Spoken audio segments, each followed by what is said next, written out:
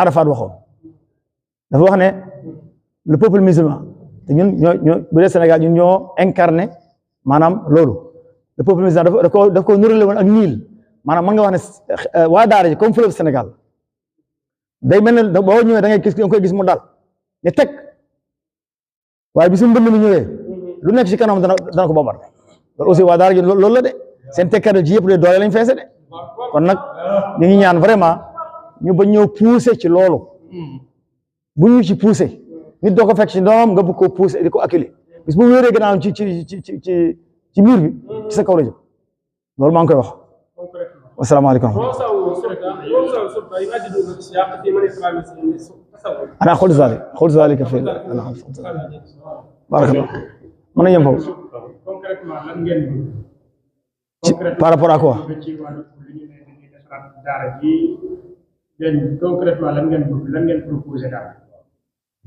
fi ne nii proposition bu taxaw mënuñ ko wax parce que daara ab secteur la boo xam ne dégg nga li ma wax secteur la boo xam ne secteur bu fi am junni at regorger lu mat ñaar fukki junni daara ak juróom yore ñaari millions taalibe bi kooku mënuloo ko tënk ci benn moom nañ toog bu ñu toogee ak ñoom toogaay boo xam ne bi ñun nañ fa war a tool nañ ko fa nañ fa dañ dégg dara waaye nag bu ñu ko xumtoo nii jël ay ONG ay waa état beeg ak seen waay ñoom jël ak ay politiciens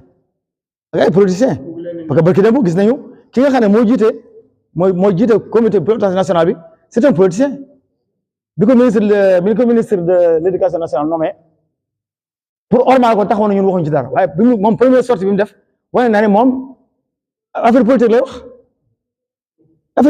loolu ça ne nous rassure pas nañ ko wax mu noppi ci loolu mu dindi mu bàyyi loolu wala ñu dindi ko fa indi keneen loolu aussi ñu ngi koy exiger muy Tahirou Fall bi nga xam ne moom lañ nommé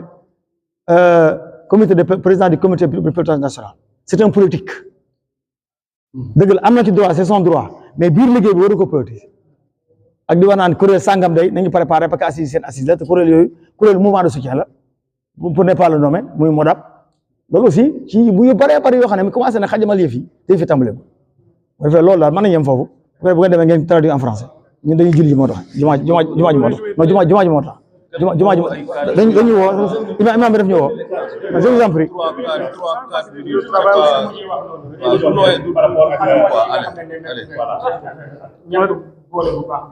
allez-y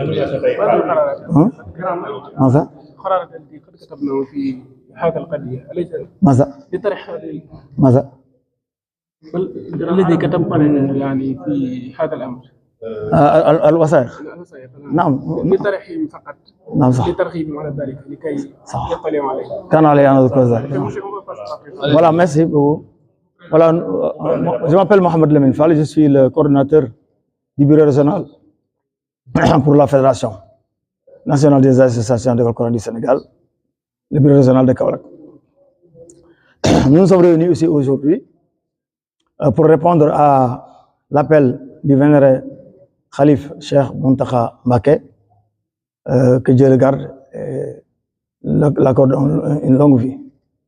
Il a fait appel à tous les musulmans, particulièrement les maîtres coraniques et les talibés, de se rassembler pour effectuer des séances de récitation du Saint-Coran et des prières pour le bénéfice du pays, pour la stabilité de notre pays, sa prospérité et sa sécurité.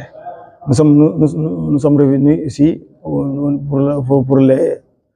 tout cas nous sommes réunis ici nous les maîtres coraniques de la commune de Kaolack avec nos talibés. Il y a plusieurs centaines de daara qui sont présents ici depuis ce matin. Ils ont récité plusieurs fois le Coran. Il y a d'autres qui effectuent d'autres formules. Alors nous voulons nous profiter de cette situation pour adresser en tout cas un mot à l'endroit de l'État du Sénégal et à l'endroit du peuple sénégalais, en disant que le système de l'enseignement coranique est là depuis plusieurs centaines d'années. Depuis 1050, les premiers daara se sont implantés ici au Sénégal, depuis 1050, l'an 1050. Depuis lors, les daara ne cessent d'exister et d'exercer leur travail et de se répandir et de s'élargir. Il n'y a pas un coin au Sénégal où on peut aller sans trouver un dara. Et ces daras-là ne sont jamais pris en charge par aucun État. L'État les continue à les ignorer. Mais les daras ont trouvé un moyen de survivre, un moyen de se développer.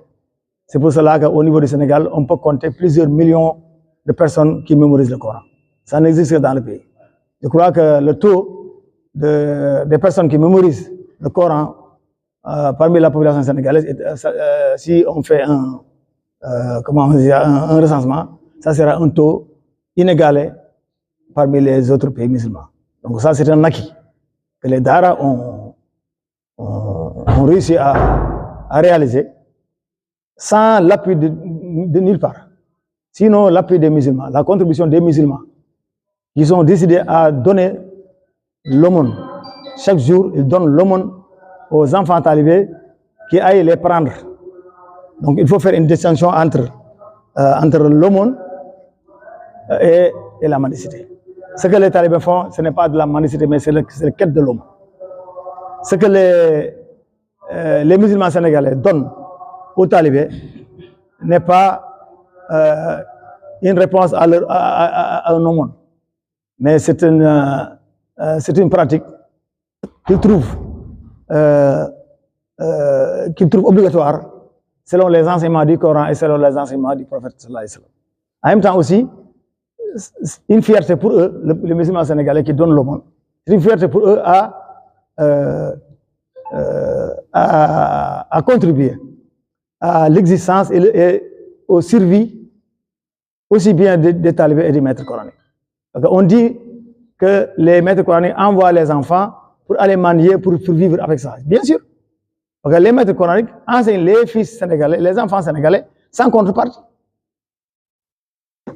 Le phénomène des daras internats modernes qui demande une contribution bien déterminée, mais n'est pas encore fait 50 ans au niveau du Sénégal. Et les daras sont là depuis 1000 ans. Donc 950 ans, les daras exercent et donnent leur service gratuitement au peuple sénégalais. Et le monde que les Sénégalais donnent, c'est ça qui remplace ce qu'il devait. Alors, et puis si on analyse, on fait une observation par rapport aux parents qui envoient leurs enfants, qui ont choisi d'envoyer leurs enfants au niveau des daras, ce sont les catégories sociales où les catégories auxquelles si on demande quelque chose mensuel, ils ne peuvent pas le faire. C'est pour cela que la quête de l'aumône est un moyen intelligent que les maîtres coraniques, en tout cas le système d'enseignement coranique a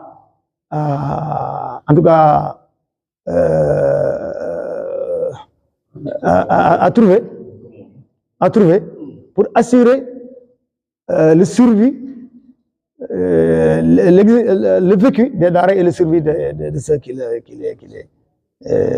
fréquentent. On peut dire que vous demandez l'adhésion des daras pour consulter avant d'entamer l'acte. Quel acte? Acte pour la gestion, comment? Comment? La gestion des daras. Non, la gestion des daras n'a jamais posé un problème pour nous. Nous avons les musulmans qui sont à nos côtés. Nous avons les parents qui nous envoient leurs enfants. Et ce qui nous importe le plus, c'est les enfants. Donc, si un dara n'a pas d'enfant à enseigner, il n'est plus un dara. Donc, la population sénégalaise fait ce qu'il doit faire. C'est l'État du Sénégal qui n'a rien fait, il faut nous gouverner. Nous ne refusons pas cette gouvernance. Mais si l'État veut nous administrer, il n'a qu'à faire ses devoirs. Et l'État ne peut pas faire ses devoirs. Donc l'État n'a qu'à se dégager entre nous et la population. Il n'a qu'à dégager. Si il peut contribuer ça et là, il vient, on discute, on peut lui montrer la voie. C'est pour cela que nous sommes enthousiastes d'aller participer aux assises que le président de la République du Sénégal a fait appel. Mais notre participation aussi a des préalables. Le premier préalable, c'est de nous assurer notre présence massive au niveau des forats qui doit être organisé au niveau des départements. S'ils organisent des forats et font appel à tout le monde et nous mettent en minorité, notre présence là-bas ne va pas servir à quelque chose Et tout ce qui va sortir, qui ressortira de ces assises, ne va pas nous engager. Si notre présence, si notre taux de présence normal n'est pas réalisé, n'est pas accepté. Ça, c'est un premier préalable. Le deuxième préalable, c'est de libérer nos camarades qui sont enfermés. Ils ont été enfermés à cause de la mendicité de leurs talibés. Nous avons plusieurs dizaines de milliers de daras qui pratiquent la mendicité. Ça sera une ségrégation. Soit qu'ils arrêtent tout le monde, soit qu'ils les libèrent. Avant qu'ils nous appellent à des discussions. S'ils veulent que les assises enregistrent une participation massive de nos daras, la première chose que l'État doit faire, c'est de libérer nos camarades qui sont emprisonnés à Saint-Louis et aussi lever l'interdiction qui a été exercée sur un dara qui est à Thiénaba Seck de exercer l'enseignement coranique d'ici pendant 5 ans. Ça, c'est une injustice qui ne peut pas être justifiée. Donc, nous nous adressons directement au président de la République d'intervenir, d'arrêter tout cela pour qu'on puisse aller avec la conscience tranquille aux assises. Voilà. Effectivement, nous, depuis le mois de novembre, depuis le moment où le président de la République a déclaré son intention d'organiser des assises nationales sur les daras, nous avons créé un comité scientifique, comité à qui c'est moi-même qui assure la coordination. Et nous avons produit plusieurs documents qui est destiné aux assises et d'autres documents qui est destiné à préparer nos membres pour qu'ils soient capables de participer pleinement et scientifiquement et objectivement dans les assises. Ces documents sont là, mais ce qui nous dérange et qui nous inquiète un peu, c'est la politisation du comité de pilotage qui est dirigé par quelqu'un qu'on connaît bien, qui est politique, qui est nommé pour des considérations politiques, et qui continue aussi. Sa première sortie montre que ce n'est pas la personne qu'il faut pour diriger ce comité. Et nous demandons au ministre de l'Éducation nationale, soit de le comment on dit ça? Non, pas avant de le relever, de l'appeler à l'ordre et de l'appeler à l'ordre avant tout. S'il précise, de relever et trouver quelqu'un qui est neutre. Parce que vraiment, ce comité-là, le comité de pilotage national est très stratégique pour la réussite des assises. S'il continue à persister, s'il persiste à faire de la politique dans ce comité, nous demandons à ce qu'il soit purement et simplement relevé et trouver quelqu'un d'autre qui est neutre. Voilà. Merci beaucoup.